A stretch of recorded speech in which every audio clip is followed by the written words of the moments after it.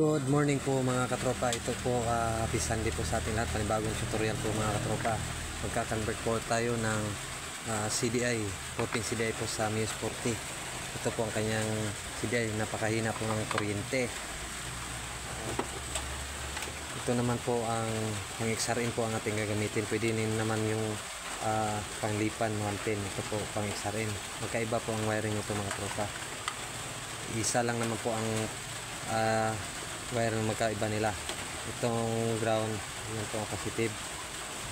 At nailagay ko na rin pala po ang kanyang pulser. Binalatan ko na lang po para madali po ating tutorial. Ito po ang white, blue, yan po ang ating pulser.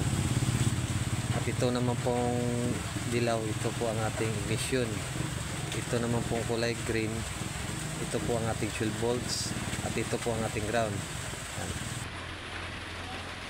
Ayan na po mga katropa, nailagay na po natin. Ganito po ang kanyang position mga katropa. Ayan. Itong kulay green dito po natin lalagay sa ground. Yun po ang ating positive. Ito naman pong kulay black at red. Ito po ang ating ground. Yung dilaw po ang kanyang emission. Ayan po. Ayan po, nailagay na po natin ang kanyang CDI. 14 CDI pang XRN po mga katropa. At hindi pa rin po tayo dyan nagtatapos. Ito pong kulay red tsaka white po galing sa pulser. Lulugsungan po natin ng wire at ilalagay po natin dito sa kanyang ground mga katropa. At subukan na po natin i-start. Ayan po mga katropa, i-start na po natin. Ayan.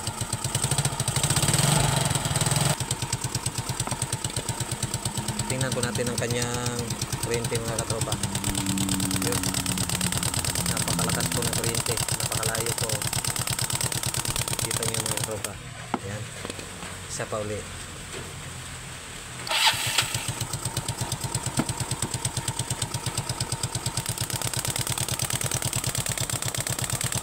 Ayan po, ibig sabihin po nag-successful po ang ating gawa mga tropa.